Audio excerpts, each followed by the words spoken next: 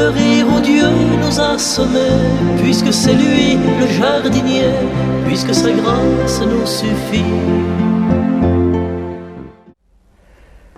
Mes chers amis, il y a des pays riches et des pays pauvres. Les pays pauvres, c'est le Japon. Le Japon, oui. Pays pauvre, c'est la Suisse. La Suisse, oui. Un pays pauvre, c'est la Hollande. C'est pas possible. Oui. Le Japon est un amas de rochers, très peu de culture, d'agriculture, très peu de minerais, très peu de possibilités naturelles. Eh bien, avec ce peu que le Japon a, il est arrivé à faire la deuxième économie mondiale ou la troisième.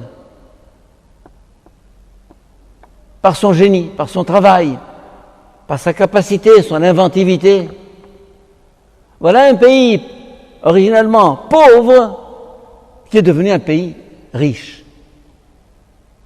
Parce qu'il a su le valoriser, il a su le faire fructifier. La Suisse, c'est la même chose. Des montagnes, des rochers, de la neige, une belle nature, oui, bien sûr. Et alors, ils se sont dit, on n'a pas de minerais, on n'a pas de possibilités, on n'a pas d'ouverture sur la mer, mais on va valoriser ce qui est en notre pouvoir, c'est-à-dire cette belle nature, le tourisme. On va devenir la tête de la finance en Europe, dans le monde. Les banques suisses, les montres suisses, la précision suisse, tout ça, je dirais à partir d'un point de départ à peu près nul. La Hollande, j'en dirais autant. Un pays conquis aux 2/3 sur la mer. La Hollande devrait être aux 2/3 sous la mer.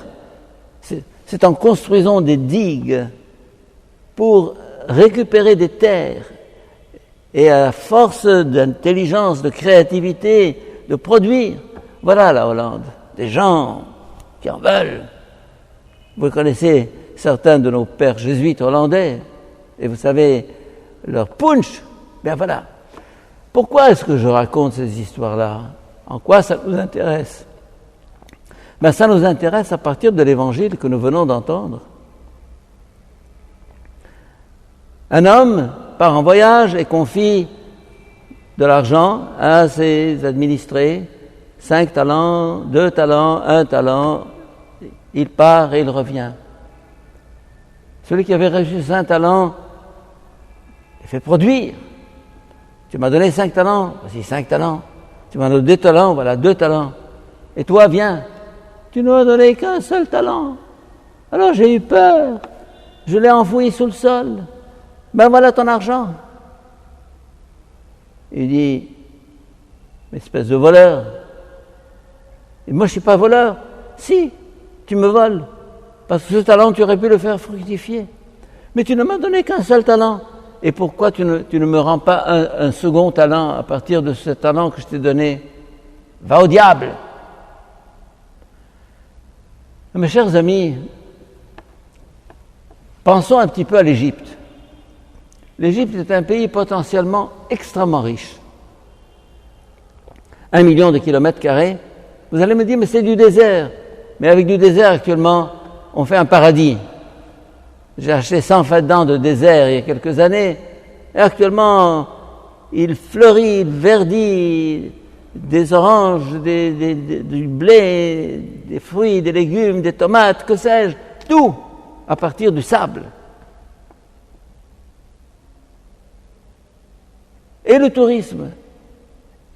Et l'être humain, l'Égyptien, est plein de possibilités, plein de qualités extraordinaires que je ne trouve pas facilement ailleurs.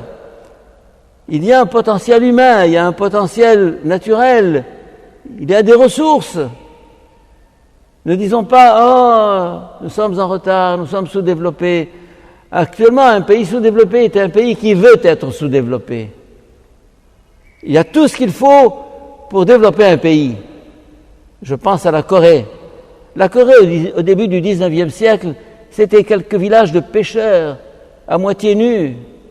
Et maintenant, ils sont à la pointe de la technologie, du progrès. C'est incroyable. Voilà. Dieu nous a donné des talents et souvent nous les enfouissons sous terre, doutant de nous-mêmes, incapables de les faire fructifier, incapables de développer tout ce potentiel humain, physique, spirituel, intellectuel qui est en nous. On dort et on regarde vers l'ouest, vers l'Occident, vers le Japon. Mais ils ont construit ça avec la sueur de leur front, à la force de leur intelligence. En d'autres termes, regardons un petit peu notre vie, qui est un capital, nos talents, nos possibilités, qui sont un capital. Regardons le pays qui nous entoure, qui est un capital, et essayons de le faire fructifier. Le but de la vie n'est pas de jouir. On s'ennuie à mourir lorsqu'on n'a qu'à jouir. Mettez-moi dans un fauteuil devant un beau paysage, devant la mer, et dites-moi, repose-toi. Ben oui, je vais me reposer 1 heure, 2 heures, ça suffit. Et puis après, j'ai besoin de créer. L'homme est créateur. Et lorsque Dieu a créé le monde, il n'a pas voulu l'achever. Il l'a fait à moitié, si je puis dire. Il l'a fait incomplet, il l'a fait inachevé. Et il nous le confie, il nous dit, voilà, ce monde est à toi. Fais-le monter, fais-le fructifier, fais-le produire, fais-le grandir.